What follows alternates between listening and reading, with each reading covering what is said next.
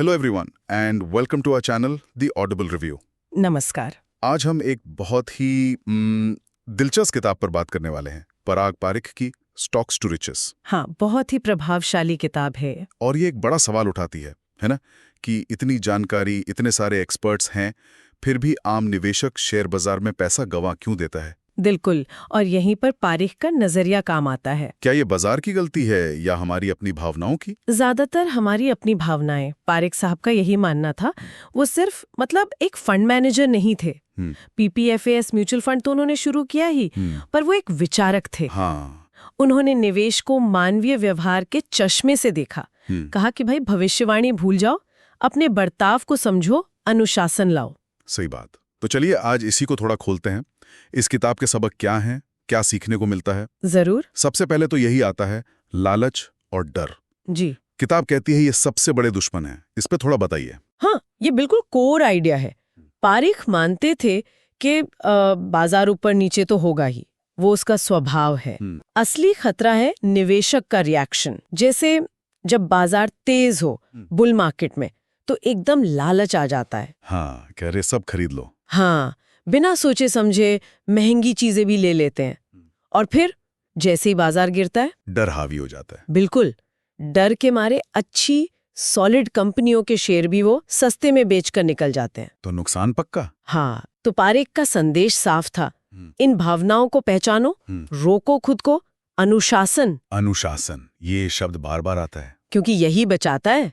अनुशासित निवेशक जानता है कि कब रुकना है, कब बने रहना है। और ये अनुशासन, ये शायद वैल्यू इन्वेस्टिंग से भी जुड़ता है, अच्छी कीमत पर खरीदना। हाँ, जुड़ता है, लेकिन पारिख का वैल्यू इन्वेस्टिंग पर नजरिया थोड़ा गहरा था। अच्छा, कैसे? मतलब सिर्फ सस्ता शेयर ढूंढना नहीं? नहीं, सिर्फ सस्ता नहीं। वो कहते थे अच्छी कंपनी सही दाम पर।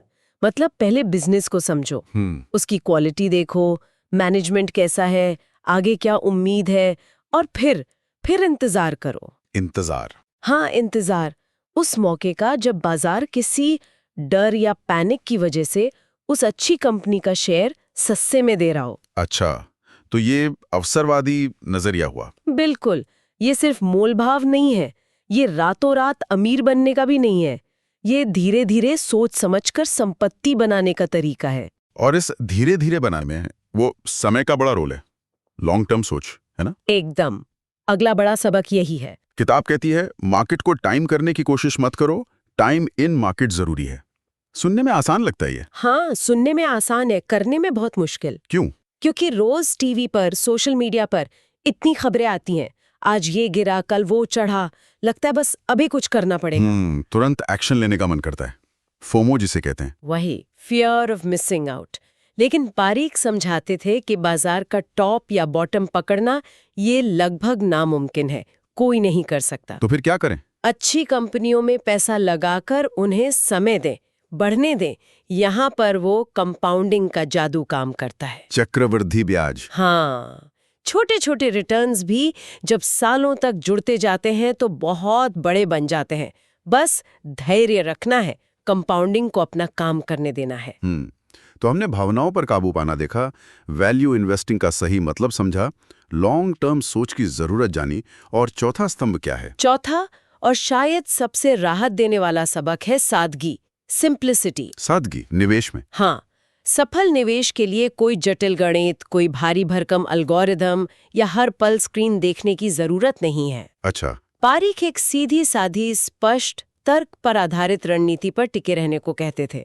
उनका मानना था कि ज्यादातर लोग वो जरूरत से ज्यादा जानकारी और जटिलता के चक्कर में फंस जाते हैं। सही कहा, ओवर एनालिसिस पैरालिसिस। हाँ, बिल्कुल।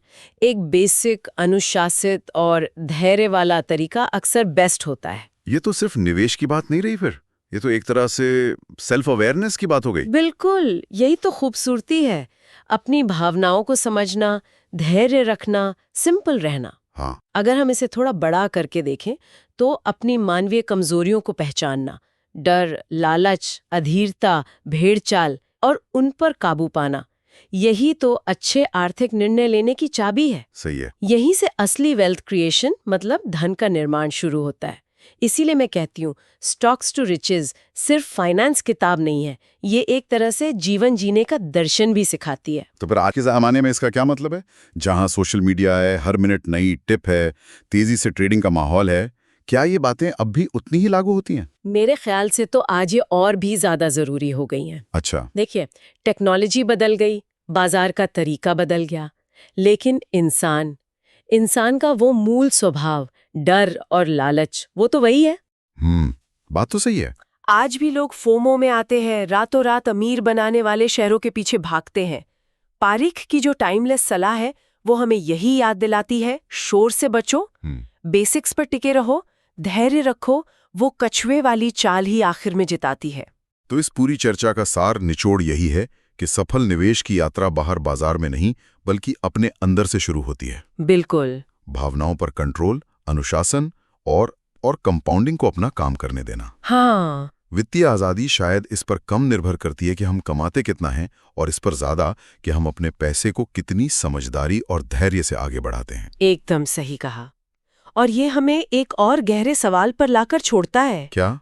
क्या निवेश में सीखा गया ये अनुशासन, ये भावनात्मक नियंत्रण, क्या ये हमें जीवन के दूसरे हिस्सों में, जैसे करियर है, रिश्ते हैं, सेहत है, क्या वहां भी बेहतर निर्णय लेने में मदद कर सकता है? ये सोचने वाली बात है श्रोताओं के लिए। बहुत दिलचस्प सवाल है। तो याद रखिए, निवेश हो या जीवन, धैर्य अक्सर सफलता की सबसे अहम कुंजी होती है। सफापा के जरिए आप अपने निवेश को और बेहतर बना सकते हैं। हमारा ऑडियो पॉडकास्ट सुनें, जिसमें आपको हर रोज निवेश और आर्थिक समस्याओं पर दिलचस्प कहानियां सुनने को मिलेंगी।